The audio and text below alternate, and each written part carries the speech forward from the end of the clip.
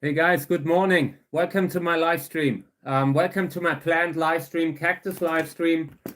I have Lubivia hybrid Sylvia here in front of me. Old school classic hybrid, but amazing. You see how nice it is. Let me try to show it carefully. Everything is a little tight here. But yeah, check out this flower.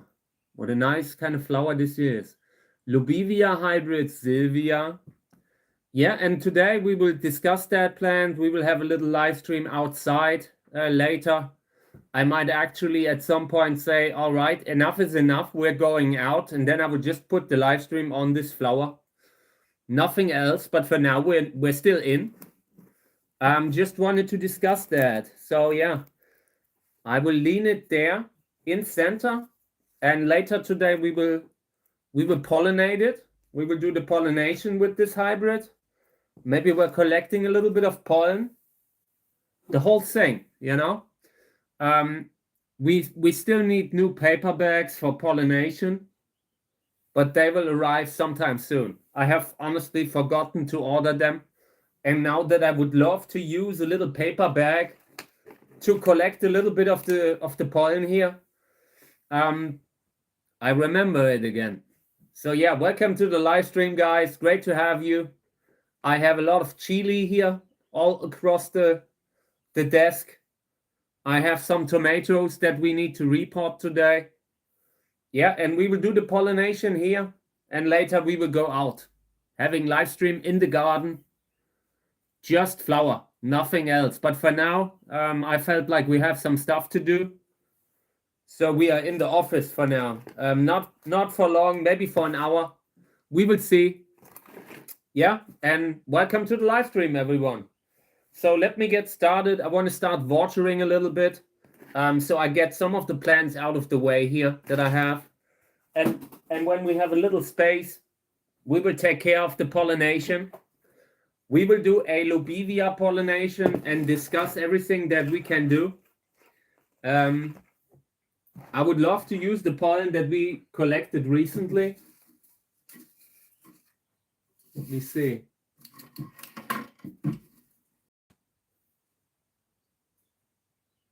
Yeah, it wasn't much. Last time we did a live stream, we did a Lubivia live stream. We collected a little bit of pollen, but I'm not seeing much. This isn't really worth it. We will see what we do. We can pollinate them with each other. There are two plants. And again, welcome to my live stream, guys. Always happy to take questions. If not, we're just doing something, always. So yeah, this is the chili. Just needs a little water again. For now, it's stretching a little, starting to grow. Actually pretty happy with the growth on this one. Probably Carolina Reaper chocolate. That is the cultivar name. Yeah. Pretty spicy, but for now we cannot. I do not see any kind of chilies that have grown. The beginning of flowers here and here, but really just the beginning. Same here. We will see if it will actually grow chili. Might actually report it sometime soon. I have ordered new soil. The company that usually delivers my soil, they just set the status of my order to processed or to shipped, and then nothing ever came. So yeah, I've sent them a message asking where the new soil is, the new shipment of soil, and they said they're looking into it. They have had no idea what happened there. So hopefully we will get new soil in the next week. Until then, I only have enough to repot 1 or 2 plants, and probably the tomatoes. Check them out. These are the tomato seedlings that I've recently put into bigger pots, and they are actually so big that we could already put them into something bigger again. Yeah, we will see. And greetings to everyone who like the community that's always here. Greetings to you. No matter if you watch it now or later, we're thinking of you. So yeah, let me spray that thing a little bit. I just want to have a cleaning effect on the leaves.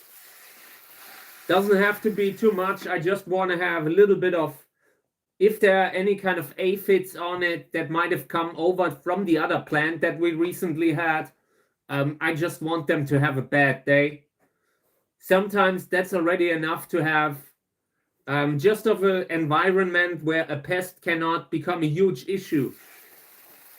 I feel like when you, the really bad cases of infestations, when you have like something like mealybug, the really bad infestations usually happen when no water is regularly cleaning the plant. So I try to do exactly the opposite of that. I try to, even if there are mealybugs around, if you constantly spray them, then it will clean them a little. Hey, Per, good morning. Great to see you. Greetings to you. Also, everyone else who's here, thank you for being here. It's an interesting live stream. I have Lobivia hybrid Sylvia here in front of me. That is a classic cactus hybrid, classic Lobivia hybrid. At least, I don't know, 30 years old at least. I'm not sure who the breeder was, but I remember a Mrs. Schumann that was that could have been the breeder. That's the name that I have in mind in combination with that hybrid. Yeah, and there are different ones. There are at least 2 different clones of this hybrid, like that are probably just sister plants from the same cross. So they flower a little bit differently each time. Yeah, and the flower is super nice. Let me try to show it a little bit more. It is really like the small size. It's not big, you know, but in regards to the color, this is pretty good. This is a pretty interesting kind of column pattern that doesn't happen so often, you know. So yeah, let me put it aside here, and we will discuss that a little bit more later. When we pollinate it, I want to pollinate it. I just want to get these out of the way so we have space to do it. Also want to keep the pollen dry, so I will put it a little bit away from what I'm doing now. It's not good when you have water that is hitting the pollen, can instantly make your pollination fail. It dilutes the pollen, it makes it it solves it, it runs away. And I mean, when you have a flower that gets wet, and you can maybe later, after the flower has dried again, try to do a pollination again, but it's highly unlikely that there's enough pollen left, you know. Hey Remo, greetings to you. Also everyone else, thank you for being here. Yeah, how do you do that? What do you mean? Like what exactly? The pollination? Or we will just let me know and I'll answer. If not, we will do a pollination of the Lobivia later. We will collect a little bit of pollen and try to get a few seeds here and there. Yeah, there are 2 different. I am not sure what that is, but I will look into it, okay? So yeah, I will just want to water this one a little bit more, and then I'll move it away so I can have a little bit of workspace here. And I'm really trying not to flood the whole desk, because when we have too much water around later, when you put the brush into water by accident, that can already be too much. That can already mess up your pollination, and I don't want to have that later. So yeah, just a little bit of water here. This is the one that had these weird leaves. Kräuselkrankheit, like someone brought a German word up for a chili disease that some of them can have, where the leaves look a little bit messed up, and that was fitting. It looked a little bit like that. But yeah, for now, I think I could wash away all the little aphids that were causing it. I believe the curly leaves here that had been the result of aphids that had been biting the plants constantly. But for now, they are gone. Can't see them anymore. But yeah, welcome everyone to the live stream. Thank you for being here. I appreciate it, okay? I'm always happy to take questions if you like. Yeah, just going through the stuff that we have to do today, and later we will just live stream outside in the garden. Just nature. I almost wanted to do it, today already, like early in the morning. But then I couldn't have done all the watering that we need to do now.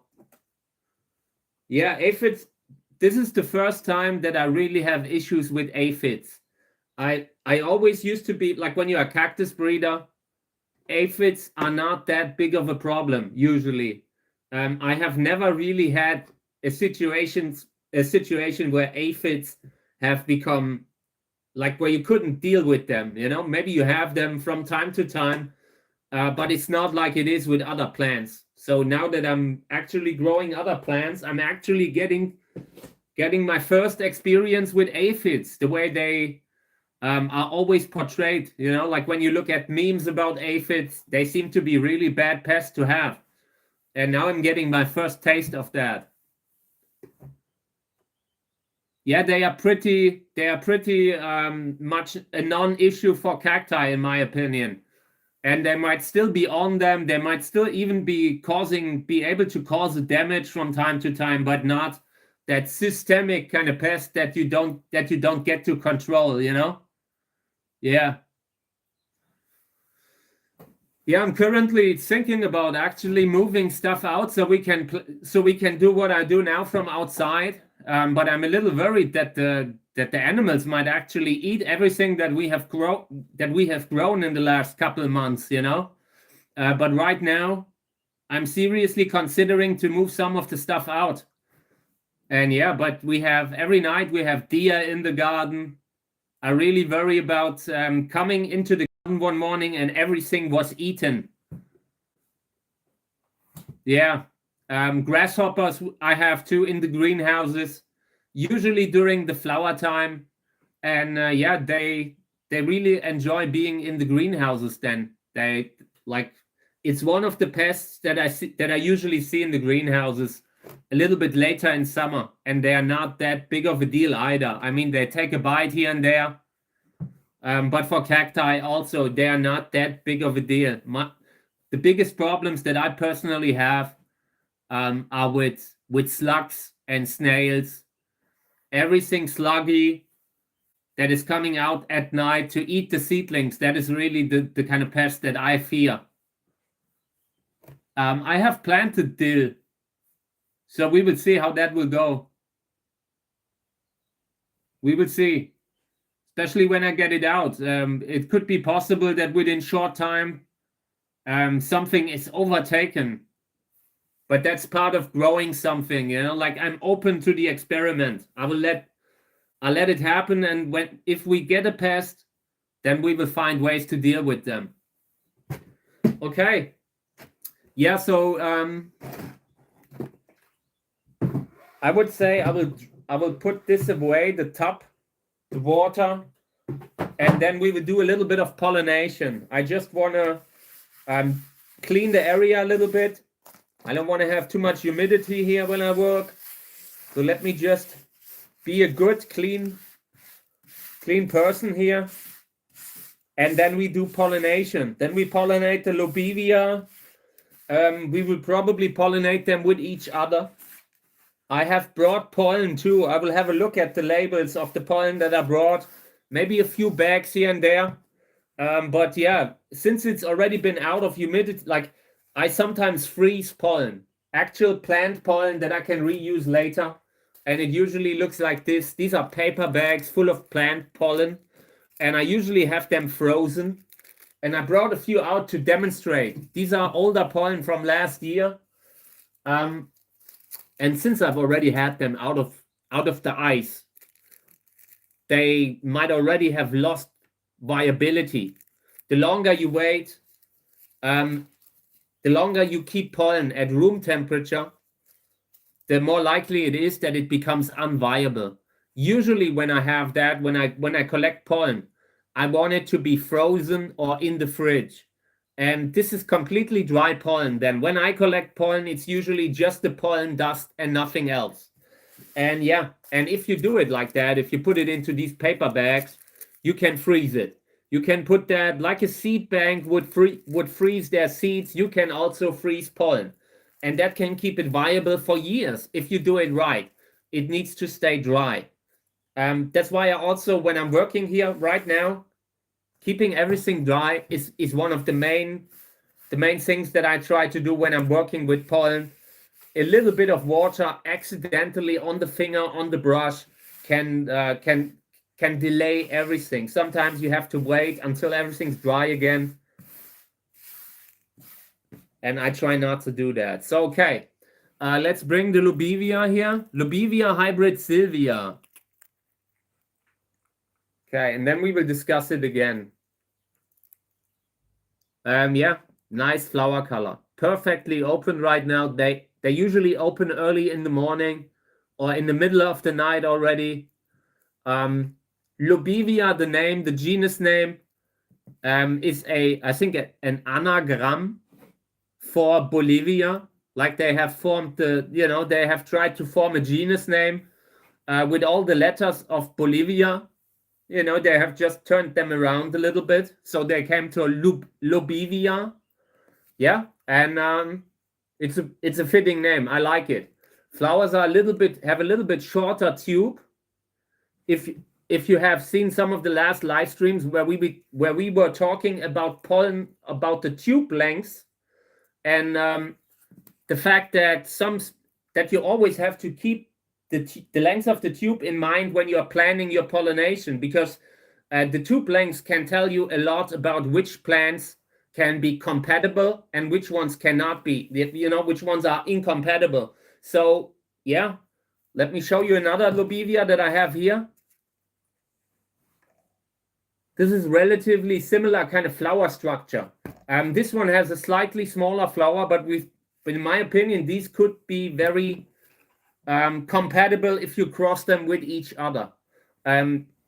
Whether we should do that, like right now, there could be, you can pollinate these two flowers with all kinds of different fathers. Like you could really try to, for one, you could try to get the flower bigger, try to increase the flower size.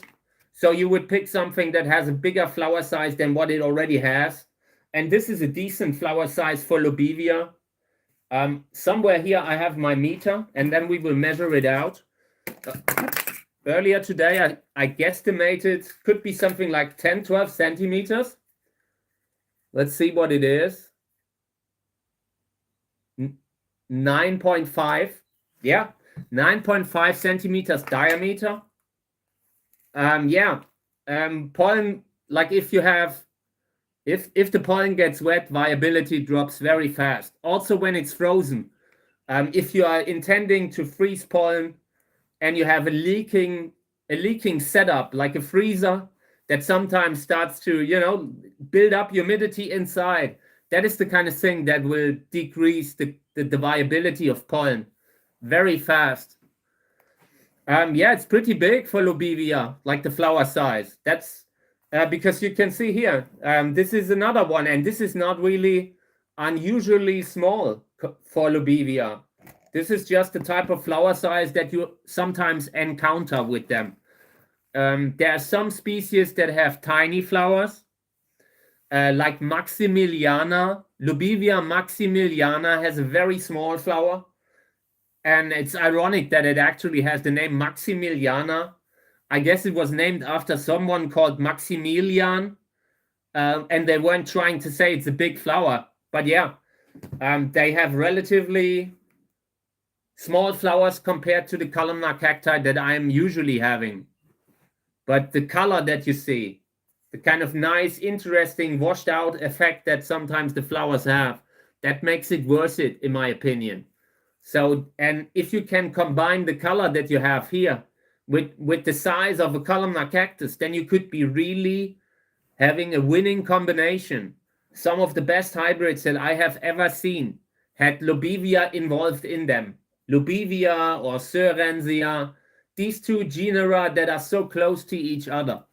So yeah, I like this one. Really one of the best. And we will discuss what we do now. The flower looks so beautiful. We could collect pollen with a scissor, and that would mean that the beautiful flower isn't beautiful anymore, and that's why I don't want to do it, you know. But what we could do, let me tell you what we could do if we wanted to have the maximum pollen. We could take a scissor and remove all of that here, you know, all the little pistils and you know, filaments. We could remove them, put them in a paper bag and let it dry. And later, the pollen would be much easier to work with because you have it in a very concentrated form. But yeah, I guess in this case, I want to show that flower later. I want to have it in another video maybe. And so I don't want to mess it up. So we will just do a little bit of manual pollen collecting. And yeah, so let's get started here. I have a few brushes below the desk.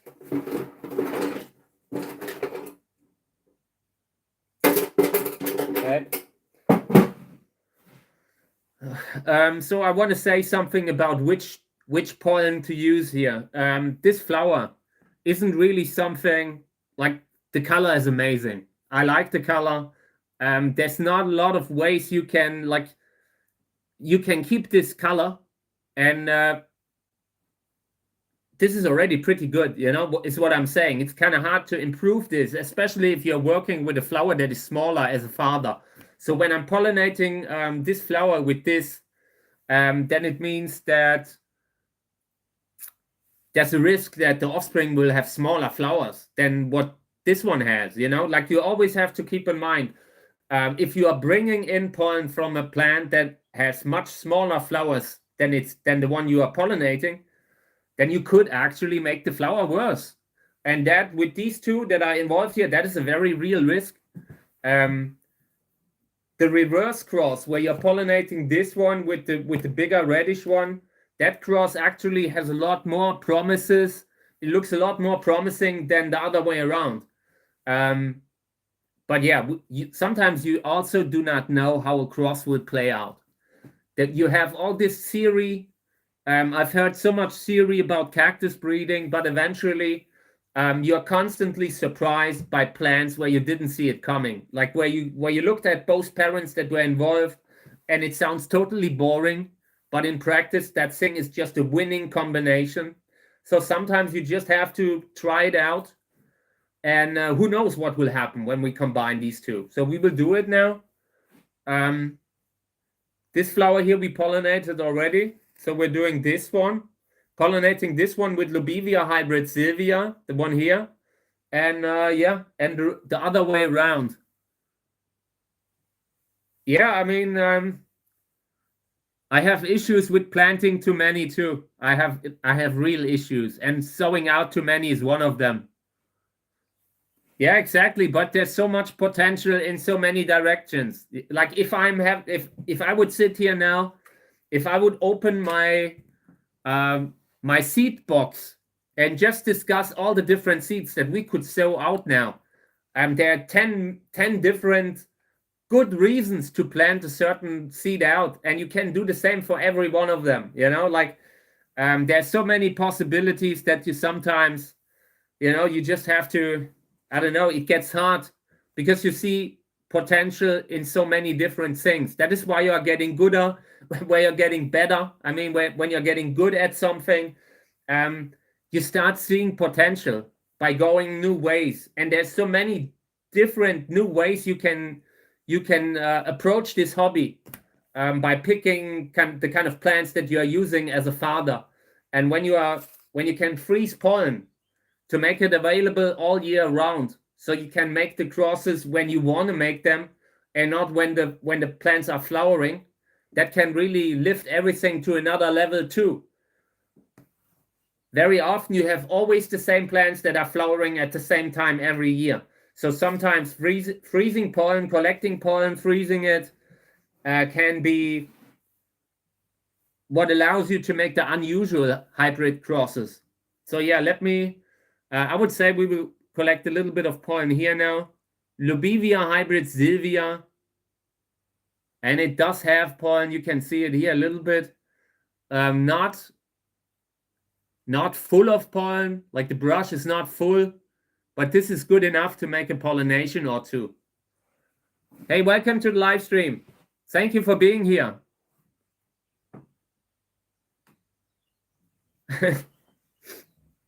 So yeah, I collected a little bit of pollen of this one now, and I will pollinate this flower here. Like I said, I really see a lot of potential pollinating the small one with the bigger one. For one, you bring in the red from this one into, I'm not even sure what to call this, you know, like washed out white with apricot, maybe, I don't know, with peach, I don't, something in that direction, and that can definitely improve the flower here. So let's pollinate that. Doesn't mean that the cross will be good. What can happen is that, for example, you have seedlings that will just have the same kind of flower than this one, or maybe the same kind of flower as this one, and that would already be a success. I mean,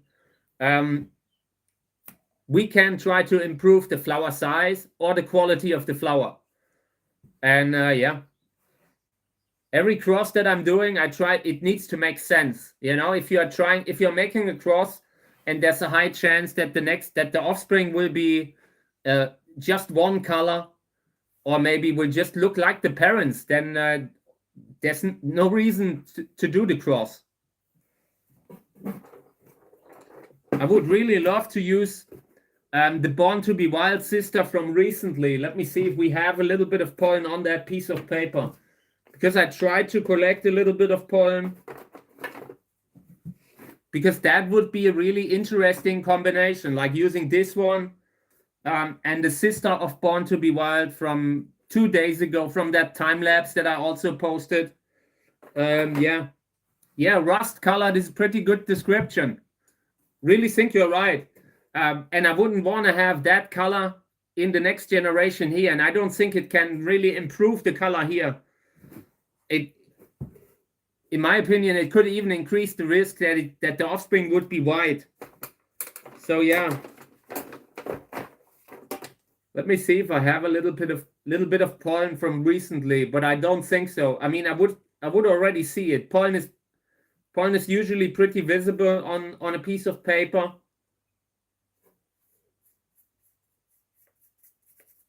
Yeah, that's nothing. No, we have to use this one, or we have to use pollen from the bags here. Frozen pollen. Let me see what I have. Okay, so this is a Lobivia pollen, Lobivia winteriana pollen that we could definitely try. It's been out of the freezer for a few days. So let's try it out. Pollen might still be viable, and you can see, check it out. This is a lot of pollen. This is how much pollen I want on the brush when I'm doing the pollination. So yeah, let's pollinate this one with the frozen pollen. The risk that this is going to fail is high, simply because, for one, it's pollen that is already 2 years old, but it's been frozen, so we will see. What can also decrease the viability of the pollen is when it lies around for a few days at room temperature.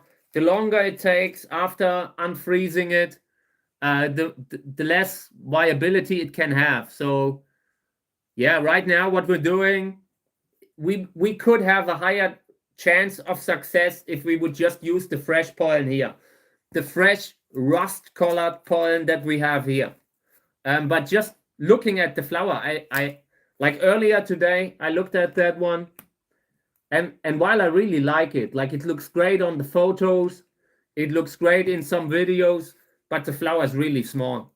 Like with Lobivia, where the flowers are already small, there's a certain point where I feel like it would involve a lot of work trying to increase the size piece by piece, and then you would still have a kind of like a flower color that isn't really world class. You know, like there's a high risk that you end up with a lot of seedlings that will disappoint you. So yeah, I'd rather pollinate this with frozen pollen. And then we see if it will take. If the pollination doesn't take, that could show me that there's a limit when you're freezing pollen. Like we will try out to use more of the frozen pollen within the next couple of weeks, maybe when the next lobevias are flowering, and then we can see how many of them will take and which ones will not take. Gut feeling, frozen pollen works, but it usually has, compared to actually fresh pollen that you are getting from the flower, the success rates are still much lower. You can make pollinations with frozen pollen, especially if it's frozen right. But yeah, the success rates are just higher when you're working with actual pollen that has been, where the flower has just been open for an hour or two. That is the best time to pollinate. So yeah, okay. So this one here was pollinated with Lobevia hybrid Sylvia. So let me put a label on that. We will be using this here. These are the little labels. I just punch a little hole in it, put a wire through it, and wrap that around the flower. And that's what we will use to keep track of everything here. So this was Sylvia. Sylvia being, I don't know, Lobevia hertrichiana maybe. The body looks very much like the Lobevia hertrichiana that I have, but I'm not sure. That is such an old school hybrid. It was before my time. So yeah, but it's still good. I mean, you look at it, it still holds up today. So, and this here, Lobevia mistiensis, botanical. And for botanical, the flower color is pretty okay. This is unusual. You don't see these kind of flowers very often with botanicals. Very often the botanical flowers have one clear color, like they are often simple. And this is a little bit more interesting. Okay. Yeah, and this one we pollinated yesterday. What was it? Dessau? I think was Lobevia Dessau. I'm not sure. I will look it up, but yeah. The other, let's label this one.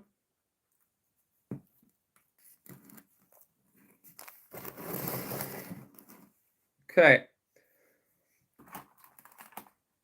So I will try to cut this in half to make sure it's not so long, because the Lobevia, the short tube on the Lobevia, I don't want to have anything that presses against that, especially later when you have the flower drying up. Eventually it can actually push the fruit down, and you really don't want to have that. Just trying to find my... It was in front of me. It was directly in front of me. I couldn't see it. Just trying to punch a hole into that thing. Oh, come on, this is pretty messed up. Okay. I think I need a new one. A new hole puncher. It's blocked on one side. This side doesn't even punch holes anymore. Only this one. But for now it will work. Hey, thank you. I appreciate it. Thank you for supporting the live stream, the channel. I appreciate it.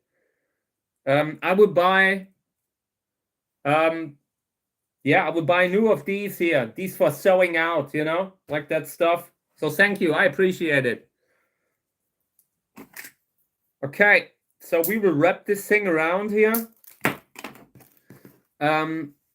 Frozen pollen. I will write down that we have used frozen pollen.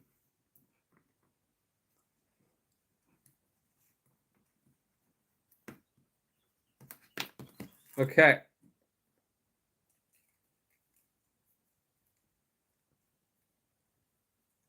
So we will see if that will actually succeed.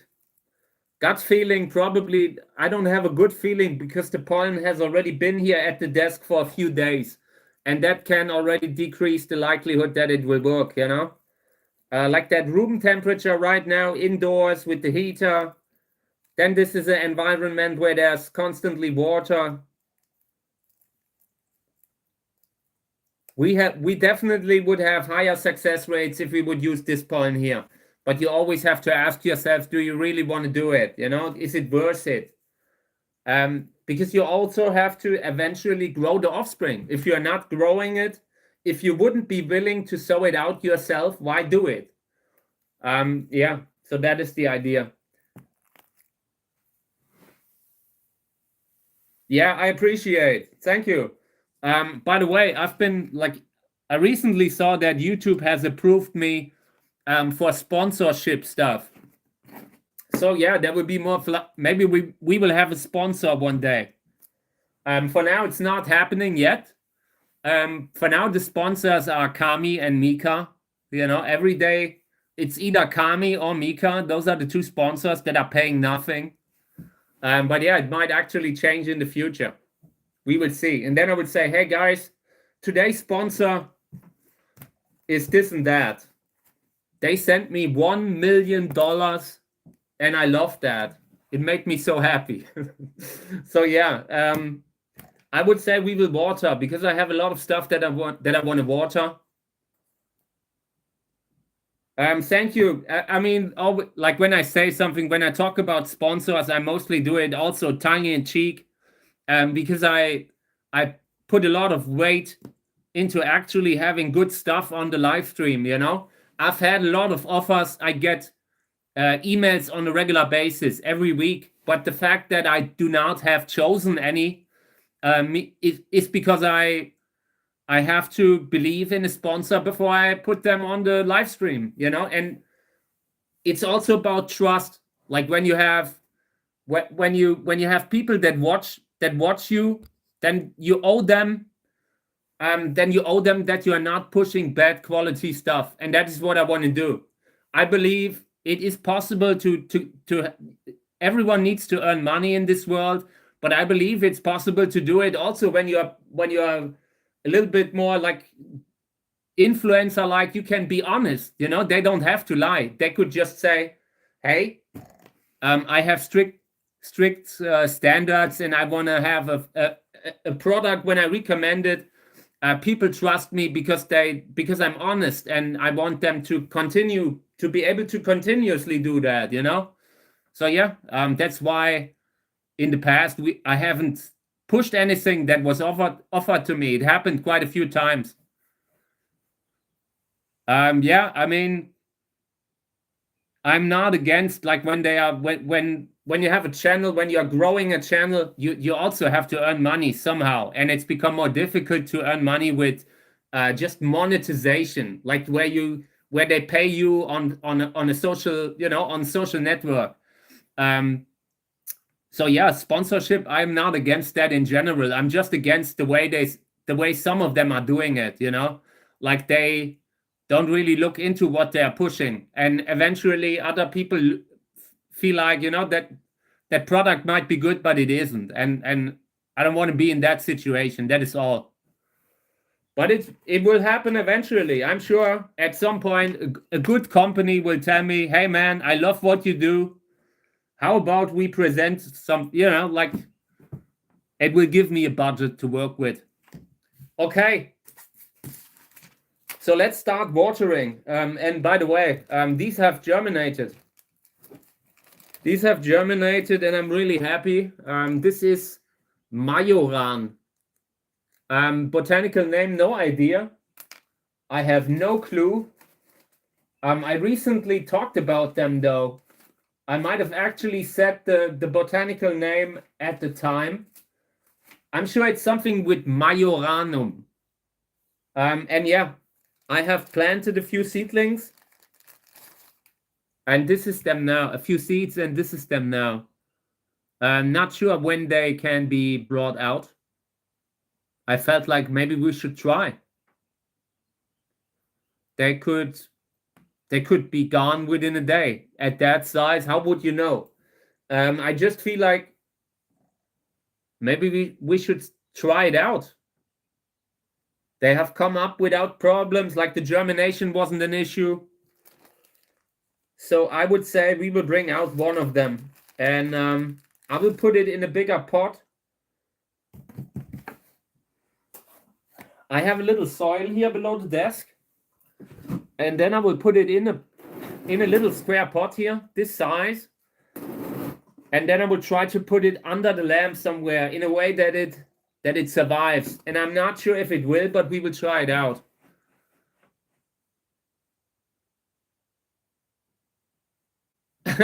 Yeah, thank you. I mean, I have, like in the past, like when I look at, sometimes I look at the way others are running their account, and I just find like when so many of them have gotten into trouble because they've pushed something that turned out to be a horrible kind of thing, like especially with crypto, that kind of thing, you know. You have to be careful what kind of a thing you are recommending. And there's only limited. It's sometimes it's hard to kind of judge what people are up to just from looking at a website or looking at an app, you know. So I'm not even. You can still you can make mistakes there. I mean, you can really have try to do everything right, and you still kind of. It's kind of hard sometimes to look through the kind of stuff that people are pushing these days. You know, like. There's a lot of different things you got to be careful about in that industry.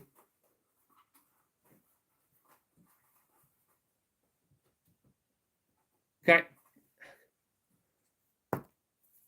So this is going to be the pot for the Majoran. And yeah, let me bring it up. I will leave one of them in the bag in case this goes sideways. Then we have a few more seedlings where we can keep them in there a little longer and then try again next time. But I feel like these are already a little bit bigger. They might actually survive. Yeah, I will not touch anything with crypto or gambling, and nothing. Personally, I believe it shouldn't be. I don't know, like the way they're allowing gambling everywhere. I wouldn't do that. I'm against that. I've seen the negative effects of gambling in real life, and I'm so against it. I would never do that, you know. And I'm disappointed to see that a lot of the sports industry, there's a lot of that going on right now, you know, because it's ruining people's lives. I wouldn't want that money. You know, you can't really, and that's what I mean. It's difficult today. So many things have wide implications, you know.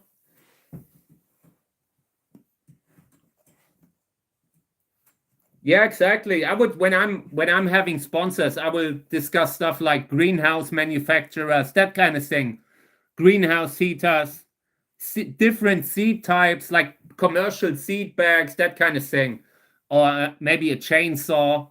I can see myself testing a chainsaw, but yeah, that aside, nothing really. I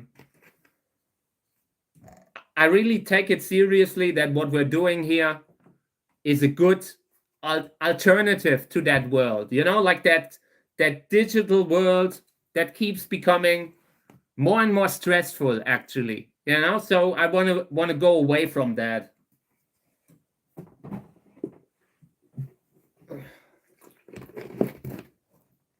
Yeah, exactly. They can really build me. They can send me a bunch of really good gloves, and then I'm testing them, and then I can tell you what if they really protect my hands, because in summer my hands are always messed up, and it's usually because even despite I'm wearing gloves, but it's really hard to wear gloves where nothing goes through. And sometimes when you have a thick glove, it gives you a little bit of sense of false security, so you're handling them a little bit rougher than you should, and that can already, despite having a glove, you can catch a spine here and there. And yeah, maybe someone will build me a great glove that really keeps my hands beautiful in summer when I'm repotting, because every summer my hands look like very bad. The repotting time, I really don't like it. So yeah, we would see. So let me bring in these little, where are they?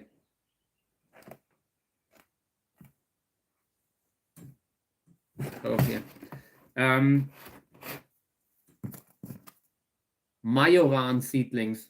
Majoran, German word, Majoran. I'm sure the name has Majoranum in it. That's all I can tell you about the botanical name. But it's something that you can use as a spice for food, I believe. I'm not really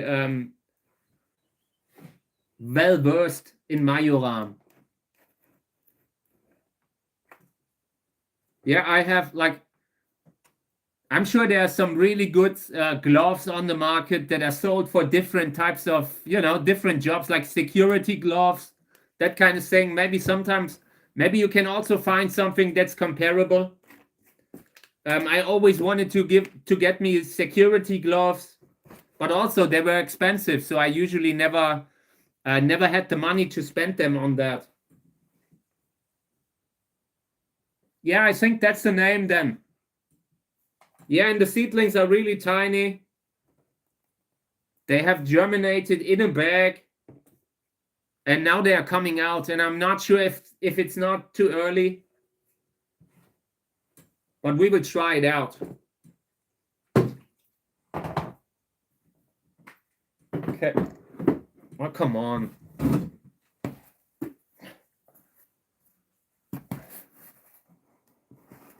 I really hope that there won't be a day when I open that bucket full of soil and something jumps in my face.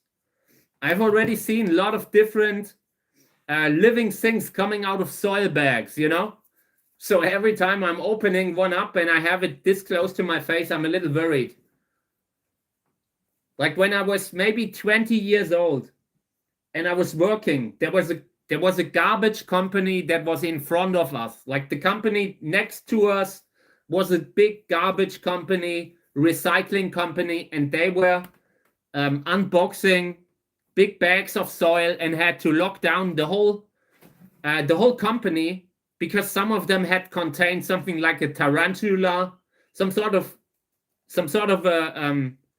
a spider from another country, something like that, And they had to lock the whole thing down because they found them in some bags. And I will never forget it. Since then, I'm always a little bit scared when I look into a bag of soil. Usually it's okay, but I've seen everything. And when you bring in a soil, like a bag of soil into the house, who knows what's in it, like maybe also pests or something. I'm a little bit careful with them. Yeah, it doesn't even mean that they have to be dangerous, like at the time, I'm sure they could control that problem easily. It's just, I always have that in my head when I'm bringing my head down to the soil bucket. That is one of the things that I think about when I'm putting my head above the soil bucket. I feel a little bit like in the movie Alien, like when they are putting their head above that alien egg, like that. That's how I feel when I'm doing this here. Okay, but they will go under the lamp now. I will write a label. And then I hope they will make it. I'm not sure, to be honest. I try to get them a little bit up. It's kind of hard to really pot them safely, like with a good connection, when they are in that kind of a soil pad, Because the soil pad and the soil around it, it's two different medias. Okay. So yeah, but this goes below the lamp now. Getting a lot of light today. So then I wanted to report one of the tomatoes, maybe. Maybe this one or this one. What do you think? Which one should we report? I mean, this one's bigger. I think, like gut feeling, I would say maybe we should report this one.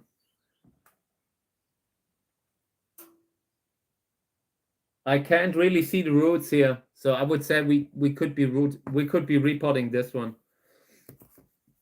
And I just want to bring that in a bigger pot. Not much bigger, just a little bit.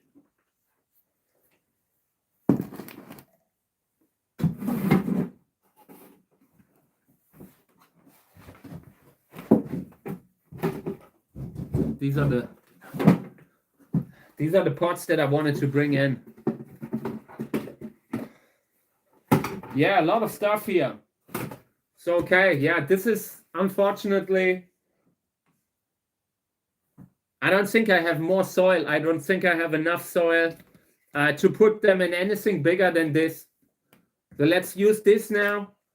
And when the new soil is here, then we will report them again in something bigger. And yeah, tomato now. Tomatoes are looking great. I like them. Check it out. Here's another one. They're definitely not, they're not growing straight, but that is okay. Doesn't matter. As long as they're growing, they're looking good for now. In the beginning, one or two of the leaves have dried up a little bit. But apart from that, the tomatoes have developed nicely under the plant lamp.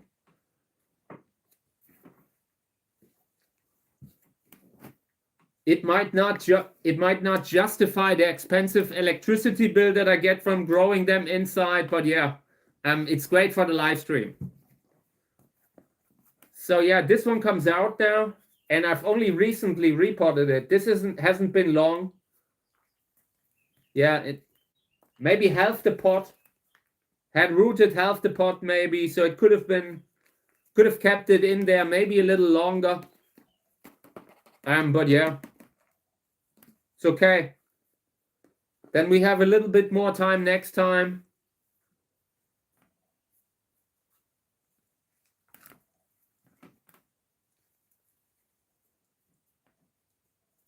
Okay. Yeah, and like I said, I ordered new soil quite a while ago. Unfortunately, they didn't ship it. They just sent me confirmation it's been shipped and didn't ship it. I don't know.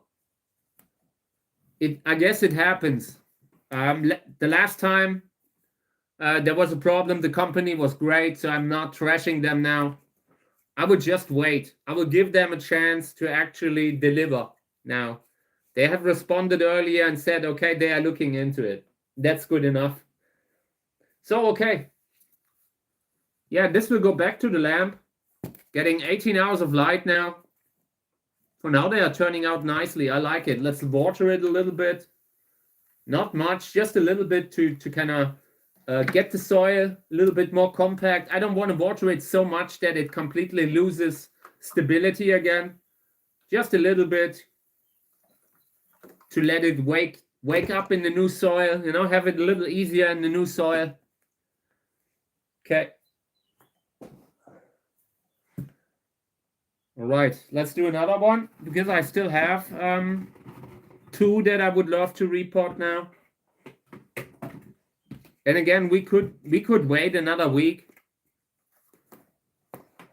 but I'd rather have them in something that is a little bigger. That gives us a little bit time to bring them in from time to time without having to report them on a regular basis. And yeah, this is very organic kind of soil. You could still grow cacti in it. But yeah, you would have to have a very good water management to avoid that thing becomes a wet swamp. Hey, Robert, good morning. Great to see you. Hope everything's okay. How's it going? The weekend passed so fast again. I don't know I don't know why time always goes so fast over the weekend. But it's actually more in general right now. I've reached the age when time flies in general. Okay. Yeah, I think we will get this one into the new pot.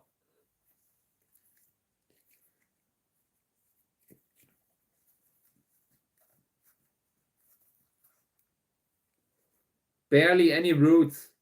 Just wanted to show that because sometimes people like underestimate how often you like how much space the plants have. Like it takes a while until a plant is root bound, you know.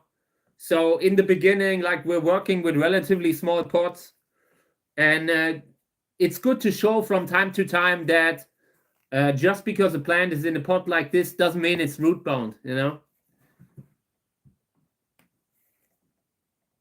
Yeah, the older you get, the faster time progresses. I actually find it fascinating. I really find it fascinating. Feels like I'm racing through time right now. It's just that phase in my life. First 20 years took forever, and now it's like I'm flying through, just flying by for a short minute. Okay. Yeah, and this thing here, this is a little crooked. Doesn't matter. I mean, of course, I got to be careful that this doesn't lie too much on the soil. But yeah, it's a tomato. I'm sure they've seen worse. They can take it. But I make sure that the thing here is clean. That it's not totally covered in mud and that kind of thing. Okay, and this will stay like this until it's really actually root bound.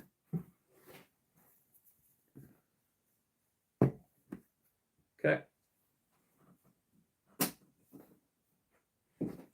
So what else did I want to do?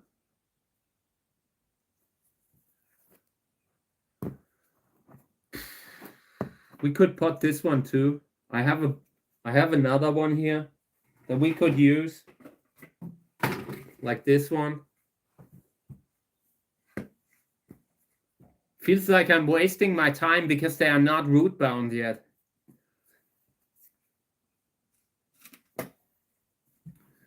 And I'm thinking what we could use the soil for, because this is the rest of the soil. So I'm thinking what we could do with it that would make sense, you know. But right now, we could maybe bring these in a bigger pot. Pomegranate. This one looks actually like it might be okay. I wouldn't want to disturb it now. This one maybe. This one could go into a bigger pot also, but I'm not really seeing roots at the bottom. Yeah, I think I will do the tomato here. I don't have enough to repot the chili. The chilies will need a little bit more than I have right now. By the way, I wanted to show you these are actually date seeds. I have started to soak date seeds in water, and I have changed the water today. I want to change the water every day, and we will discuss that on the live stream, and I will show them from time to time. For now, I cannot see any kind of germination. I can't really see if the seeds have actually soaked up water or not. Doesn't seem like it, you know. But for now, we will just let it be. Yeah, they are amazing. They are great trees. I can't grow them here because of the climate. It's just too cold. But I still like them. I would love to have them just to show how they grow. A lot of people that will see that not everyone lives in such a bad climate as I do, so they can at least then grow them from seeds and plant them. And I'm sure there are also a few cultivars with nice, you know, like nice cultivars that it's good to plant. I just like to plant, to sow out. Going from seeds, always a good thing. genetically something new, not a cloned piece that might have already have a few viruses in it and that kind of thing, you know. Yeah, okay. What can we do? Should we yeah, come on. I have a little bit of soil left, so we will fill that one up, and then the tomato goes into this one, and then we have a little bit time with the tomatoes, giving the tomatoes everything they need. Who would have thought that I would become a tomato farmer one day?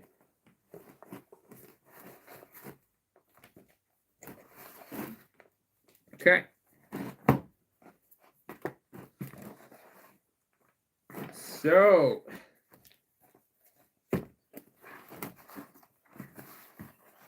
I'm a little behind building something for planting outside. I wanted to plant out in the garden. Wanted to build a flower bed to plant something like corn, actual corn. And yeah, but we need to prepare the area, and I'm not sure when to do it because of the watering. But since they have to be planted around April, I should have already done it.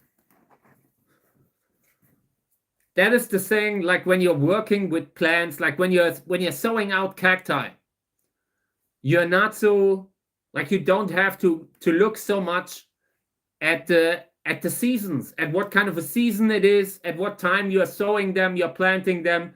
You can just plant them inside under a lamp, and then when you get to it, when they have reached the size where you feel they can go out, then they go out. But when you are planting in the field, you have to be ready at that time.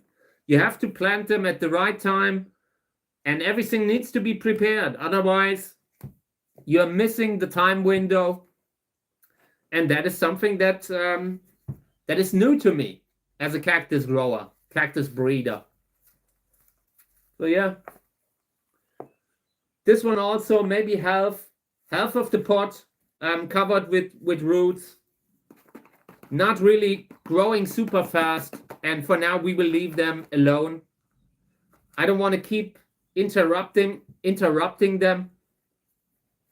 So the next time I'm repotting them, they will be really root bound. Okay. But yeah, this is good. Giving the tomatoes everything they need. Because the thing with the chilies has worked out. We've tried planting chili, and that has somewhat worked for now. It's not great. We are still at the beginning, but it worked. And I want to have the same with the tomatoes, like a basic success where you can at least show a tomato at the end of the season. If it's just one tomato, I'm happy. That's all I want. This will be one of those examples when you have your harvest and it's a tiny thing, a tiny bowl, and I would be so proud and happy. And yeah, that's why it's good to have them repotted now, that later it's important to have given them the space that they need, the water, nutrients early on.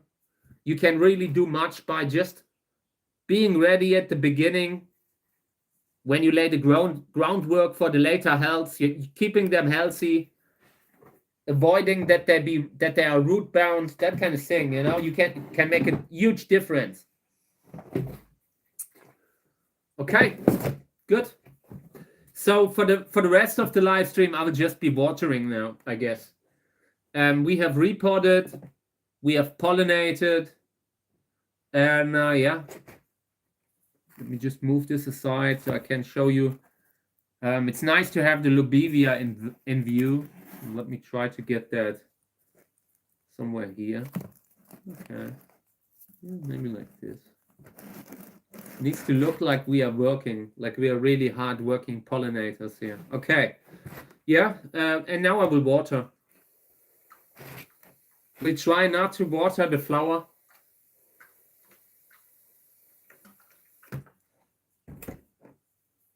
Pomegranate seedling for now. Doesn't feel root bound yet, and is developing nicely. Positively surprised by the pomegranates. Sometimes, you know, like you think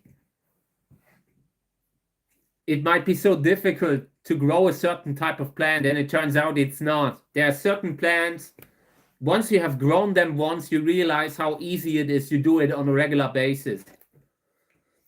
So these here, what's it? Oh, this is also Majoran. Origanum majoran. Or majoranum. Yeah, Origanum majoranum. That is the botanical name. So we have a few more here.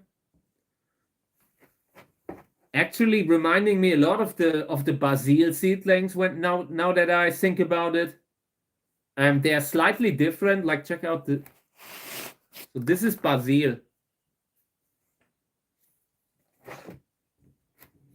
Just a little smaller, you know, but kind of a similar seedling. Yeah, and the soil needs water a little bit, has dried. It didn't really cause issues for the seedlings. I want to water them again now. You could still keep them for another day.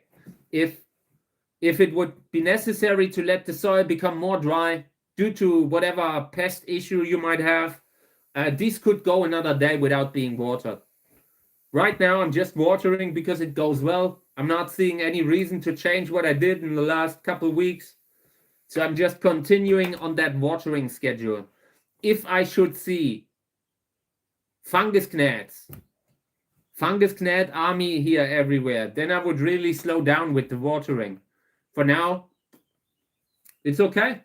The seedlings are marching on. There might even be a fungus gnat here and there, but it's not affecting them seriously. These here, same situation. I had them directly besides each other, so they look relatively similar. Dry soil here. This one, I wouldn't want to wait another day here. That one has a slightly different soil, I believe. This was an earlier soil than this one here. And you can see that this one's more organic, taking longer to dry. So yeah, a little bit of water here. And yeah, that's it.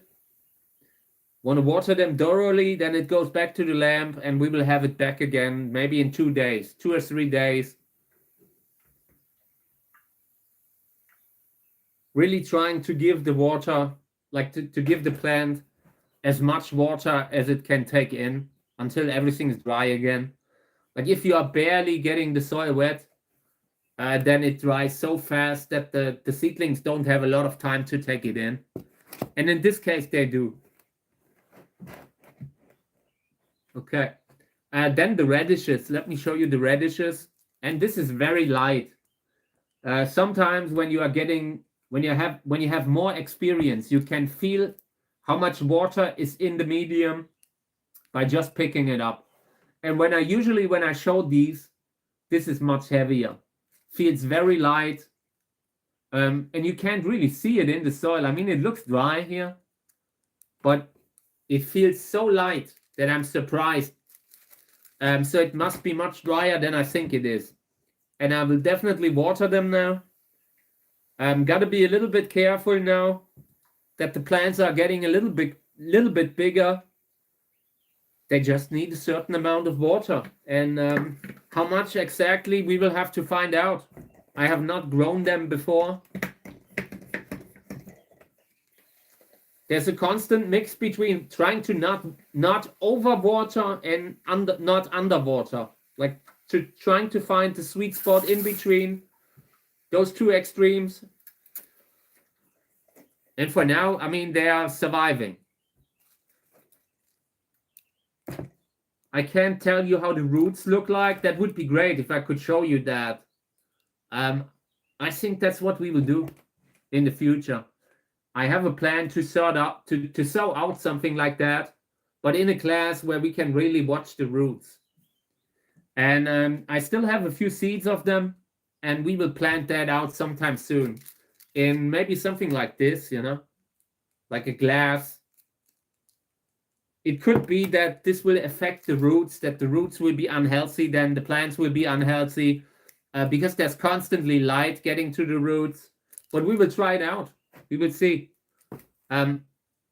It's really fun to grow these kind of tuber like plants that have big roots. When they are visible, when you can actually see them grow, that could be really fun way to film a video, maybe a time lapse. Yeah, and we will do that. This is the other one. This is the one with strawberries, white forest strawberries, and this is the current situation.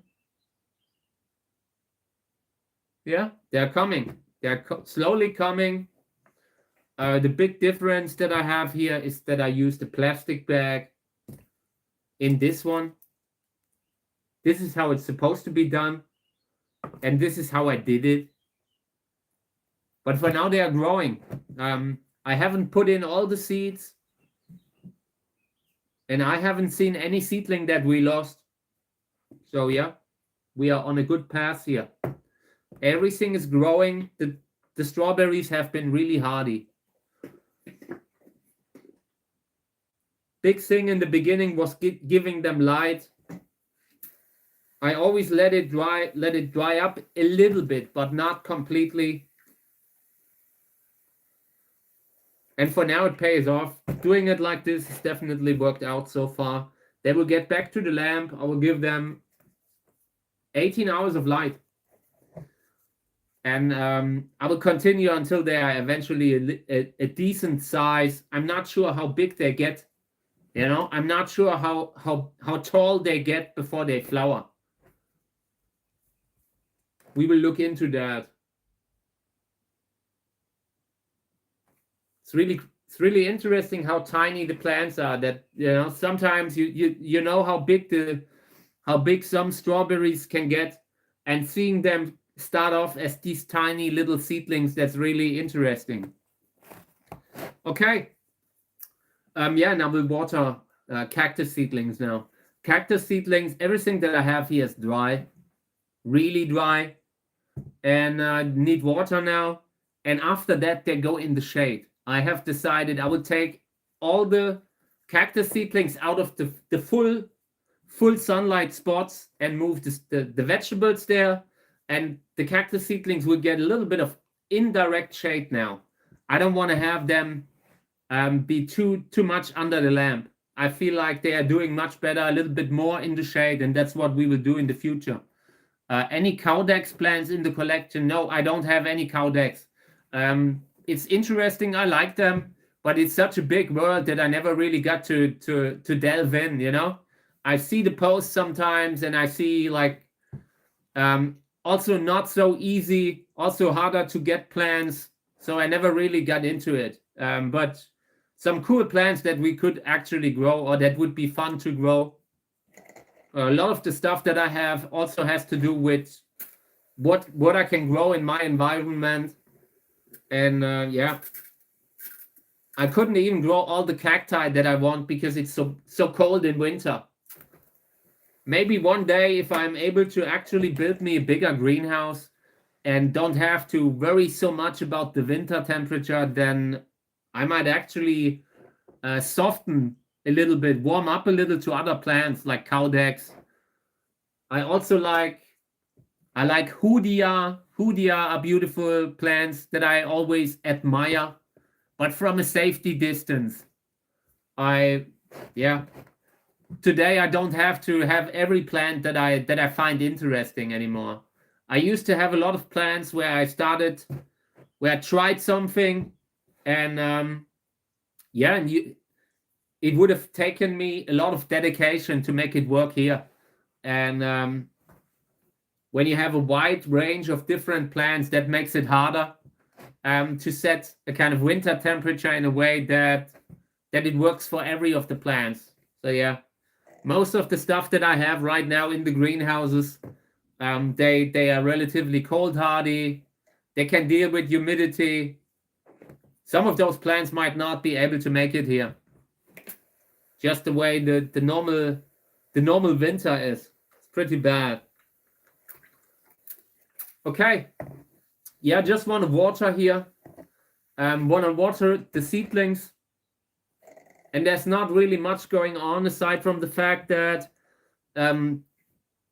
drying up, letting the soil dry has become incredibly important. And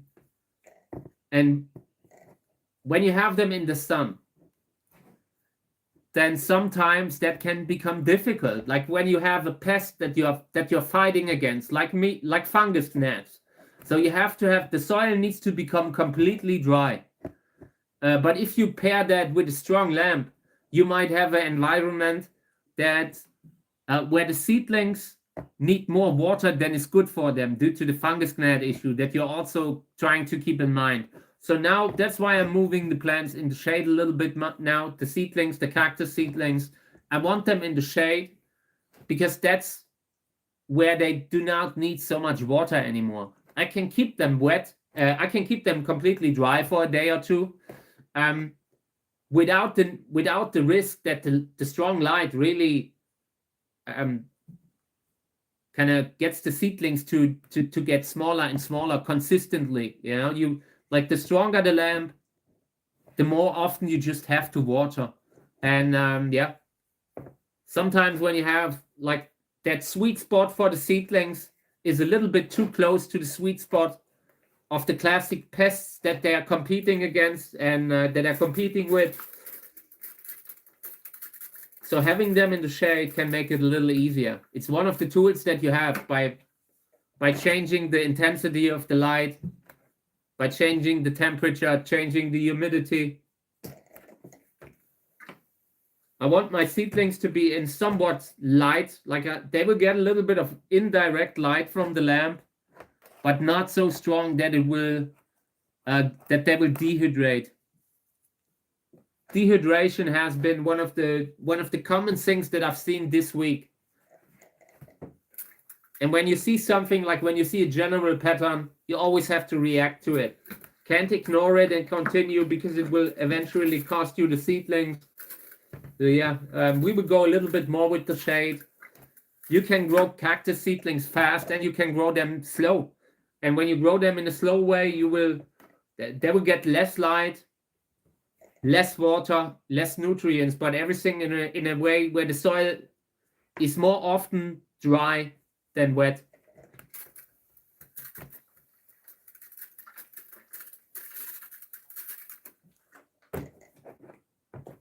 I started putting more and more seedlings in the shade maybe six weeks ago already, and I put a few of the weaker cactus seedlings in the shade and just left them there. They're directly below the ventilator, below the oscillating ventilator, and that is a good spot for getting humidity to dry up. You know, like you have that ventilator that keeps moving the air, so you have a lot of general dehydration, a general evaporation of the water.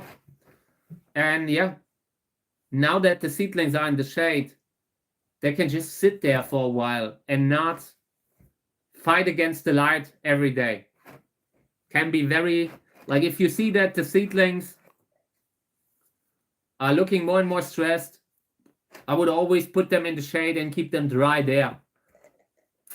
Because the alternative is only watering them excessively in the lamp when they are under the lamp. And then you're watering so much that it will actually benefit the pests that the seedlings are competing with. So yeah. This will go back to the shade. All the vegetables that I have here will go into the sunny spots.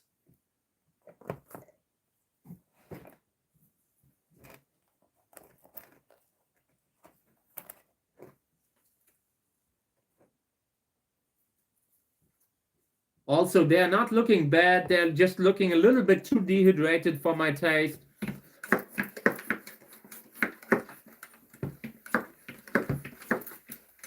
Cactus seedlings do not need like an excessively strong lamp.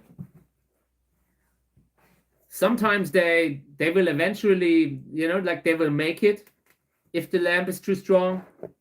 but it can greatly reduce the number of seedlings that make it. Like, I originally had a different kind of lamp than the one that I'm using now. And with the old lamp that I had, I could really see that the seedlings were not, that they were getting too much light, too intense.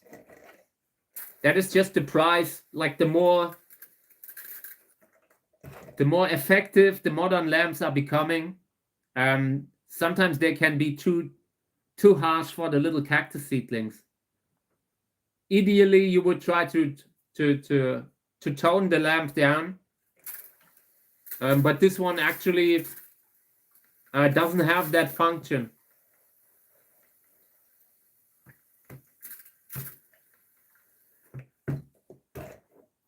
And the seedlings that are below the weaker lamp that I'm using, like I have a 100 watt lamp and one that's a little stronger.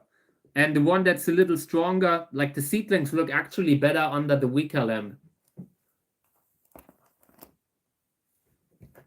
Gotta always keep in mind you're growing something that's alive, and with sunlight, it's a fine line between giving too much, you know, between giving just enough and too much. On some days it can happen, even if you have experience, you can sometimes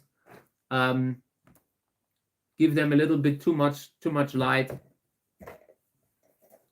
And it usually takes 3 weeks, 2 or 3 weeks to undo that, to give them a little time to recover in the shade.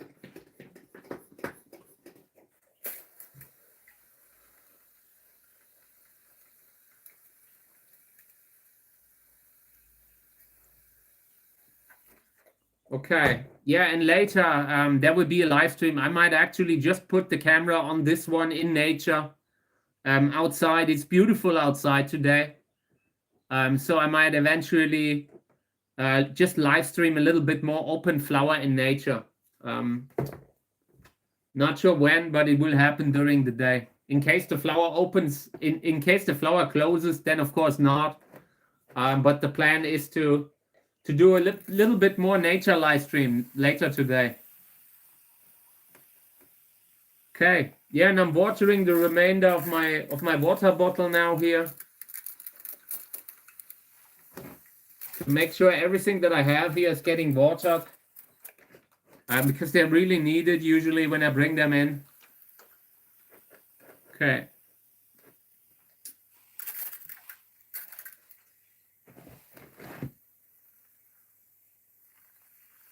Yeah, and this is looking good. I'm quite happy with the vegetables. The chilies, by the way, I have them here. We need to maybe water 1 or 2 of them too. So let me.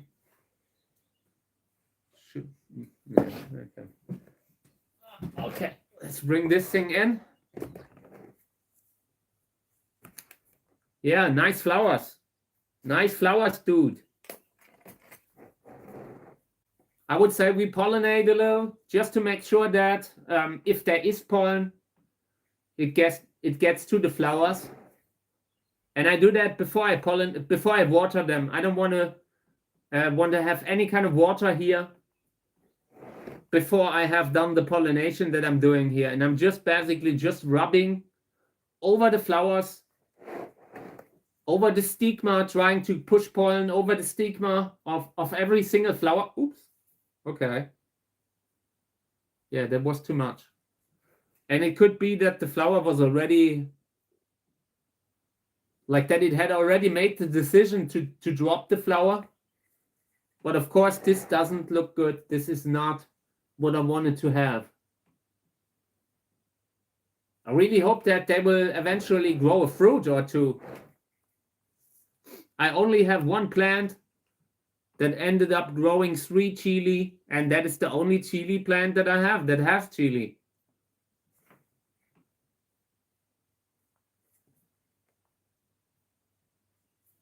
If that doesn't work, eventually I will bring it out.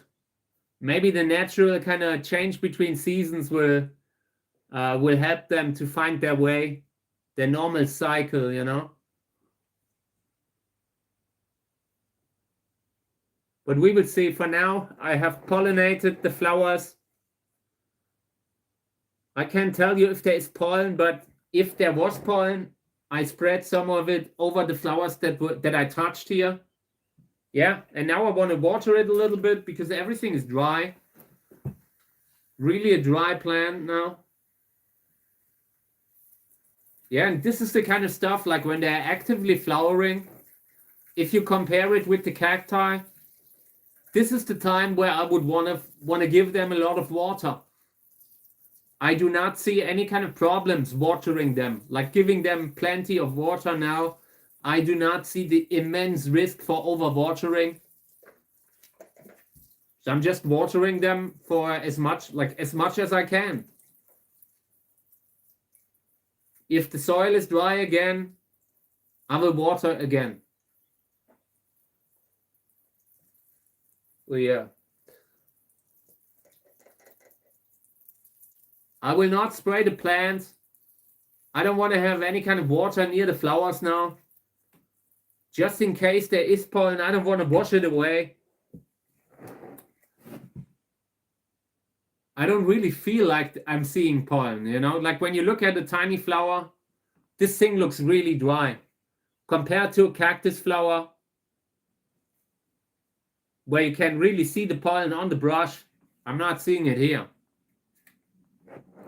We still have to find the perfect time for when the pollen actually is fresh and ready for pollination. Okay. Then I have a tomato here that we repotted recently. Wanted to show you how it looks. Really starting to look nice. I appreciate when I have repotted a plant and it actually grows better afterwards. It's kind of convincing me that I did the right decision to repot it. So yeah, and I just want to water it a little bit. And then it will go back to the lamp, getting 18 hours of light. We will see how long.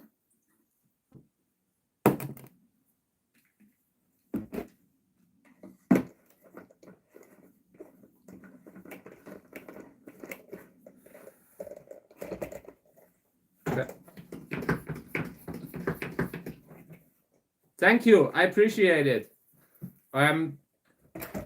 Yeah, we are growing them in a good way, like having a good lamp. It's not really cost effective to do it like that, probably, you know, to do it like I do right now. But we're growing a lot for the live stream. So you can't really measure that, you know. It's still it's interesting to do that on the live stream.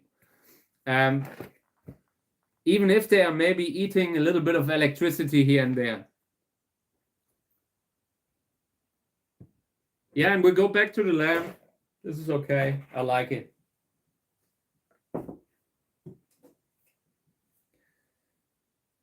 Okay, this one I already have.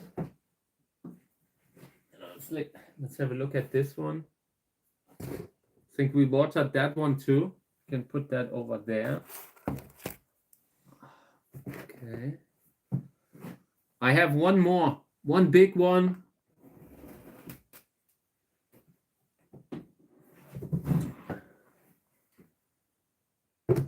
Okay, this is the one with the biggest, and I wanted to do an update.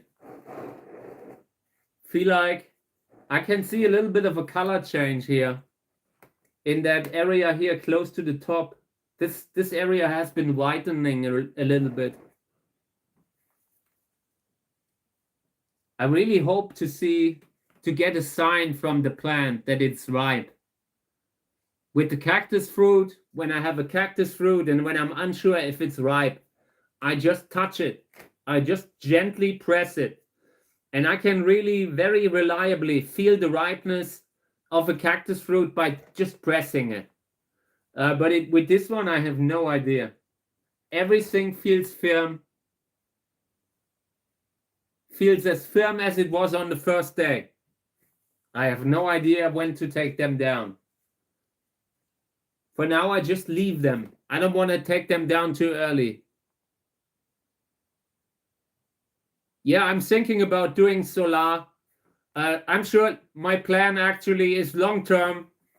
I will just have a interesting enough live stream that some sort of a solar company will see this as a chance to get their stuff shown, and then I would, like that. Then I could maybe test that thing on air on the live stream, and they would have something from it, and I would have something from it.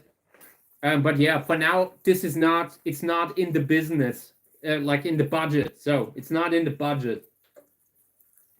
But I would love to have something. I've been looking at like all the neighbors in my area have a lot of solar stuff on the roof, and I would love to have something like that too, because I'm really unhappy to pay so much electricity to all those companies. Like the electricity companies and all that stuff. I hate that. I hate that idea that I need to pay them every month.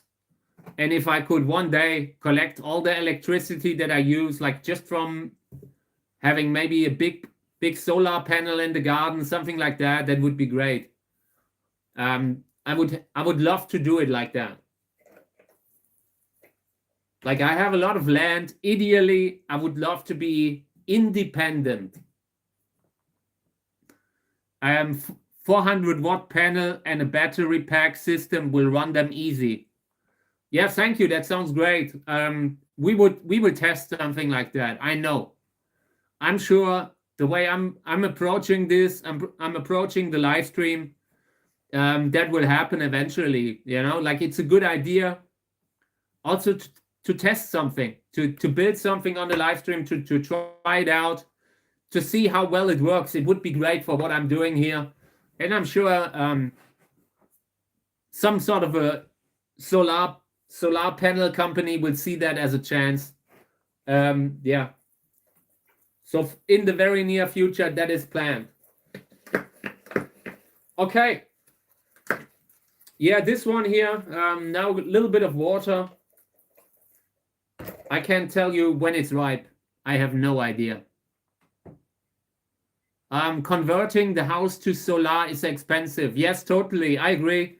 I wouldn't do it like that, like just doing everything, It would already be enough to have a planned system that is just independent of the normal electricity system, because it's so expensive. Because actually, the lamps are one of the biggest factors for me right now.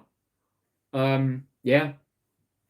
So I just hope that the market develops well enough in the future, that there will be long term, that it will be easier to store energy, to actually store energy, and put up solar panels. I really feel like if it's technically doable, it would be the best way. You have all that free energy. If you can just harvest enough of it, would be great. I love that. Okay. So this will go back to the lamp, and this is still under 12 hours of light. Maybe I should put it somewhere else. I'm not sure. I left this in 12 hours of light because it was flowering, because it was growing chili. I'm not sure what would happen if I put it back into 18 hours of light now. It might actually stop developing the chili. That was my main concern, and that's why I left it in 12 hours. This is getting 12 hours of light and 12 hours of darkness. Do you need permits in Germany for home solar? I know that the last time I looked into it, the system was complicated. There were limits that you could store. You had to have a connection to the power grid, and you had to put back in a lot of electricity to be able to use it.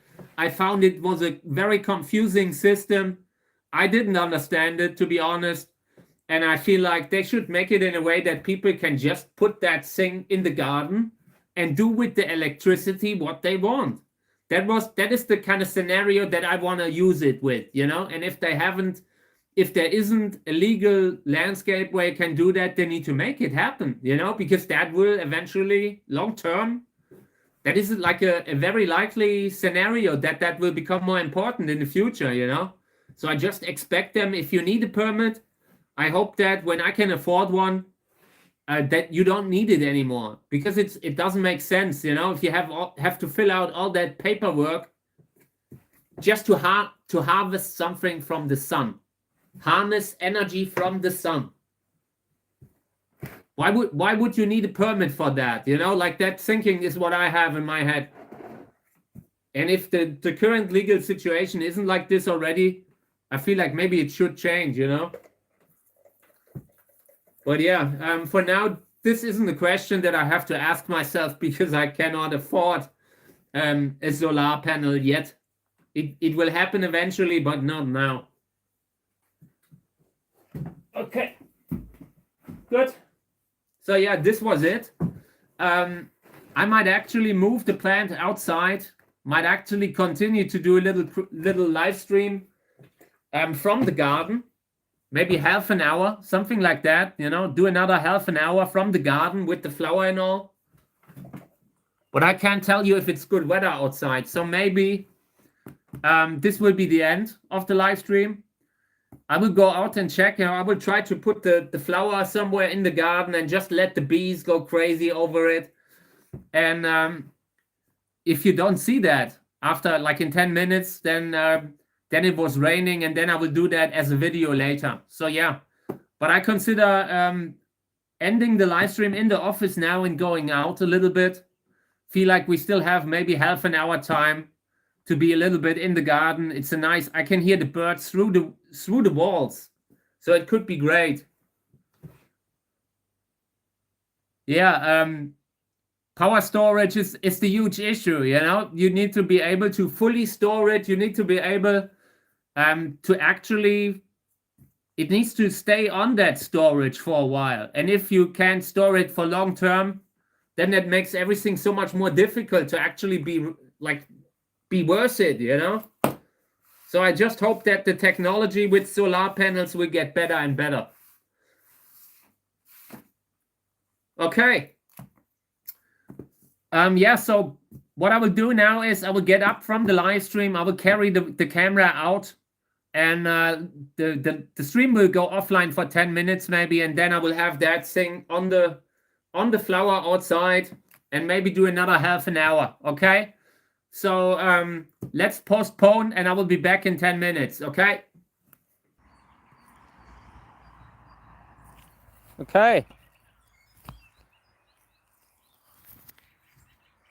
Oh, thank you for waiting, everyone. So this will be the final angle of the live stream. I will just let it run a little bit. This is Lobivia hybrid Sylvia, and I have pollinated it with frozen pollen. Yeah, and now I will leave it here. The rest of the pollen goes to the bees. I always give something back. If they don't come, then that's their problem, but it's now here for the taking. The bigger the flowers, the more pollen there is. So I will try in the future, I will just try to have live stream with flowers from time to time, you know? So let me put that on it here a little bit. Okay. Yeah, and I just leave the camera alone a little bit, and you guys can enjoy the soundscape a little bit. Just trying to get it mounted on this thing without rolling around.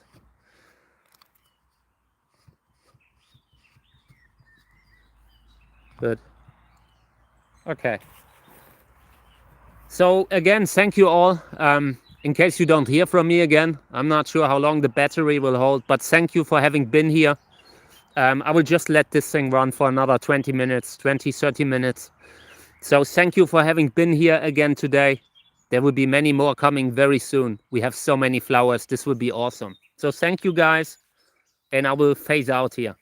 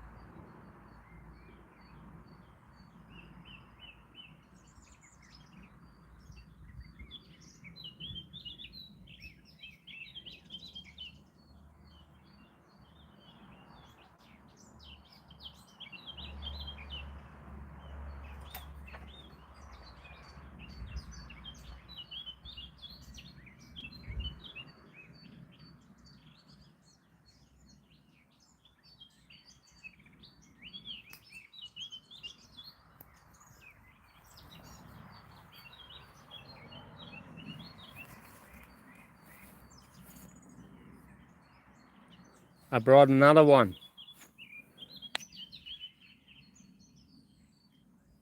In case some insect comes along and wants to pollinate, can pollinate them both now.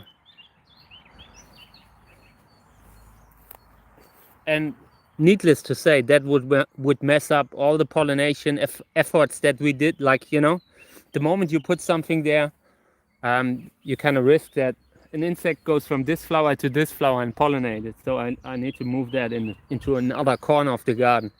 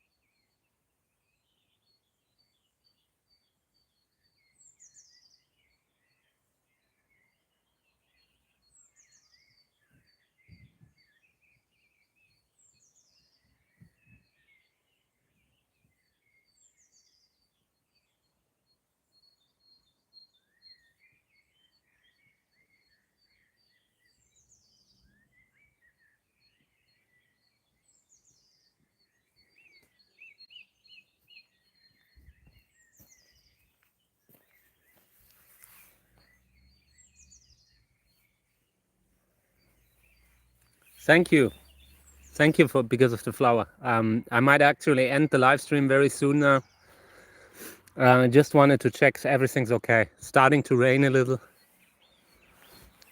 And I will probably put it back under the time lapse to film it when it's closing up again. But yeah, I wanted to have a little bit of it, like a little nature stream here and there.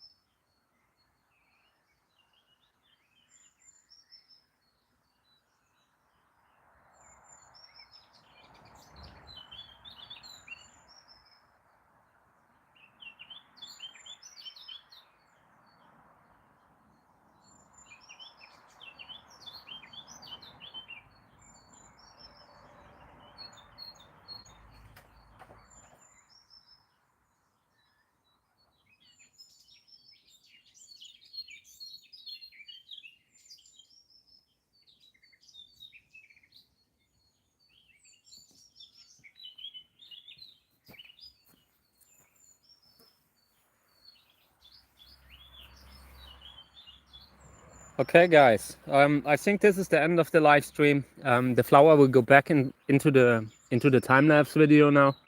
I want to film when it closes up again. So yeah, thank you for having been here. There will be more of these streams, like sometimes from the office, just watering, doing gardening stuff, and sometimes we're doing just that, just flowers, nature, bees, that kind of thing. So yeah, thank you for having been here. Today again. I will be back again tomorrow. And yeah, I love that.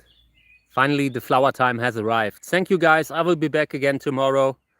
See you later. Take care, Robert. Thank you for having been here and basically waited just to watch the stream. I appreciate it, everyone. Thank you, guys. I will be back again tomorrow, and then we will. I will make sure that we will get something interesting together again to do another live stream tomorrow. Not sure what will open, what kind of flowers will open. We will see that. Okay. Thank you, guys. Until tomorrow. Have a nice day.